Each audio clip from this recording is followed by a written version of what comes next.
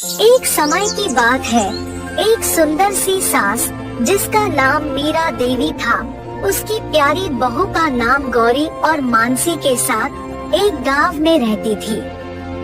मीरा देवी एक समझदार और दयालु महिला थी। गौरी एक संस्कारी बहू थी जो घर की जिम्मेदारियों को पूरा करने में माहिर थी और मानसी एक खुशरम मुस्कुराती हुई लड़की थी। गांव में एक रसोई का प्रतियोगिता आयोजित की गई। मीरा देवी ने गौरी और मानसी को प्रेरित किया कि वो रसोई में हिस्सा ले और अपनी कला को दिखाएं। दोनों बहुओं ने साथ मिलकर सोचा कि इस अवसर पर एक सुंदर और लाजवाब डिश बनाएंगे। गौरी ने डिसाइड किया कि वो पाव भाजी बनाएगी, अपनी सास की पसंद को याद रखते हुए। उसने सब्जियों को धूप में सुखा लिया, फिर उन्हें गेहूं के आटे में पीसकर बड़ी हड्डी से भुना। वो भुनी हुई सब्जियों को मिक्सर में पीसकर लाजवाब पाव भाजी का मसाला बना दिया। दूसरी तरफ मानसी ने अपने प्यारे पति को सरप्राइज डीन के लिए मोतीचूर के लड्डू बनाने का सोचा। वो बेसन को घी में भूनकर चटनी में मिला दिया और लाड्यून को सही साइज और शेप में बनाया। प्रतियोगिता के दिन गौरी ने अपनी पाव भाजी को हल्का सा बटर से सजाया और मानसी ने अपने मोतीचूर लाड्यून को सिल्वर वॉक से सजाया। दोनों डिश बहुत ही स्वादिष्ट और सुंदर दिखती थी। जजेस ने पाव भाजी और मोतीचूर लाड्यून को स्वाद के साथ ही सुंदरता का पूरा ध्यान दिया और अंत में पाव भाजी और मोतीचूर लाड्यून को जीतने की घोषणा की गई। गौरी और मानसी दोनों खुश थे और मीरा देवी ने अपनी बेटियों का सराहा। इस तरह सास बहू के बीच एक गहरी और प्यारी दोस्ती का रिश्ता बन गया। उनकी रसोई में प्रेम, समझदारी और एकता का अमृत फैल गया। जमाना बदल गया और सास बहू के बीच का प्यार और समझदारी वक्त के साथ भी बरकरार रहा। एक दिन मीरा देवी को एक अचानक बीमारी का सामना करना पड़ा। वो कमजोर हो गई और अपनी दिनचर्या के लिए दूसरों की मदद की आवश्यकता महसूस करने लगी। गौरी और मानसी ने तुरंत उनकी सेवा में जुट गई। गौरी ने रसोई संभाल ली और अपनी सास के पसंद के अनुसार डिशों को बनाने लगी। वो सब्जियों को प्यार से साफ किया, काटकर उसमें अपने स्वाद का मैजिक मिलाया। मानसी, जो पहले से ही अच्छी रसोइयाना थी, उसने भी अपनी कला का पूरा इस्तेमाल किया और मीरा देवी को अपने हाथों से बना हुआ मीठा खिलाया। मीरा देवी दीवार पे ध्यान से बने हुए एक फोटो फ्रेम में अपनी दोनों बेटियों को देखती के आनंदित हुई। उनकी आंखों में आंसू आ गए क्योंकि वो इतनी खुश थी कि उनकी बेटियों ने समय के मुश्किल वक्त में उन्हें संभाला और प्यार दिया। वक्त गुजरता गया और मीरा देवी की सेहत सुधार गई। वो फिर से अपनी रसोई में खुद का जलवा दिखाने लगी। पर इस बार मीरा देवी ने एक नई डिश बनाने का सोचा। वो दोनों बेटियों को अपने पास बुलाई और कहा, गौरी और मानसी, मुझे आपसे एक बात कहनी है। मुझे लगता है कि हमें एक रसोई कौशल प्रतियोगिता में हिस्सा लेना चाहिए। हमें दिखाना चाहिए कि हमारी रसोई में प्रेम, समझदारी और मेहनत है। गौरी और मानसी खुश होकर तैयार हो गई। वो साथ मिलकर नई डिशों पर काम करने लगी। गौरी ने डिसाइड किया कि वो पनीर टिक्का मसाला बनाएगी और मानसी ने डेजर्ट के लिए राबड़ी और मलपुआ तैयार किया। प्रतियोगिता के दिन मीरा देवी ने बड़ी उमंग से पवित्र प्रार्थना की और उनकी दोनों बेटियों को आशीर्वाद दिया। जजेस ने गौरी की पनीर टिक्का मसाला और मानसी के राबड़ी मलपुआ को स्वाद, सुंदरता और क्रिएटिविटी का दर्जा दिया। अंत में मीरा देवी, गौरी और मानसी ने प्रतियोगिता जीत ली। सब गांव वाले और परिवार के सदस्यों ने उन्हें बधाई और सम्मान दिया। इस तरह सास बहुओं के बीच का रिश्ता और रसोई का प्यार और समझदारी से और मजबूत हो गया। उनकी रसोई में प्यार, सम्मान और स्वाद का मिठास था। एक लंबे समय पहले एक बड़े शहर में बड़ी गंदी हालत में एक गरीब लड़की जीती थी। उसका नाम सरला था। वो अपने माता पिता और भाई के साथ एक छोटी सी घर में रहती थी। उसका पिता शहर में मिल रहे छोटे मोटे काम करता था और इतना ही नहीं, सारा दिन मेहनत करके कमाए हुए पैसों में से आधे पैसे वो दारू में लगा देता था। इसीलिए उनकी घर की हालत दिन ब दिन बिगड़ती गई। ना उनको हर रोज खाने के लिए खाना था, ना पहनने के लिए कपड़े थे। सरला का भाई भी हमेशा भूख की वजह से रोते रहता था और उसकी माँ की तबीयत हमेशा खराब थी। इसीलिए सरला उसके भाई का ध्यान रखती थी। सारी घर का काम भी वही करती थी। जितना था उतने में ही खाना पकाकर अपने भाई को देती थी और अपनी माँ को भी खिला देती थी। अगर कुछ बचता तो खाती थी, वरना वो भी नहीं करती।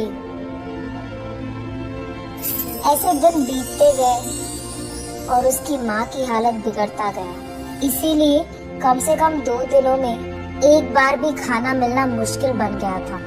इसी कारण वो फैसला करती है कि वो भी कोई ना कोई काम करेगी और पैसे कमाएगी, ताकि उनको खाने के लिए खाना मिले और उनकी माँ के लिए दवाइयाँ भी। उसके बाद वो अपने एरिया में कुछ बच्चों से गुलाब के फूल खरीदती है और उसके बाद ट्रैफिक सिग्नल में जाकर उन्हीं फूलों को बेचने लगती है।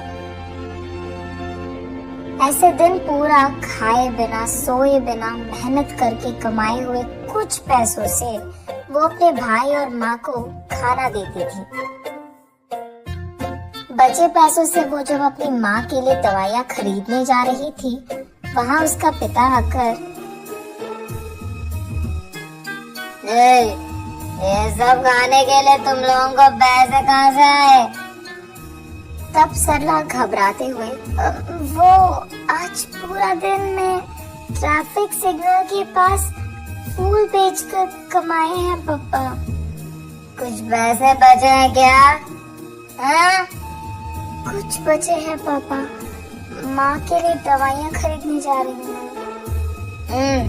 ठीक है, इधर दे दो, मैं जाकर लेके आऊंगा दवाइयाँ। मैं जाकर लाऊंगी ना पापा।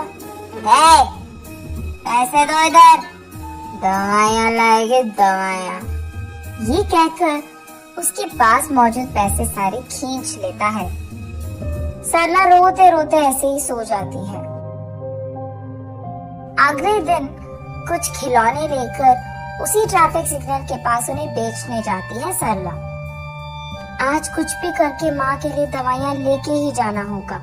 पापा को तो 1 भी रुपया नहीं मिलना चाहिए, ये फैसला करती है।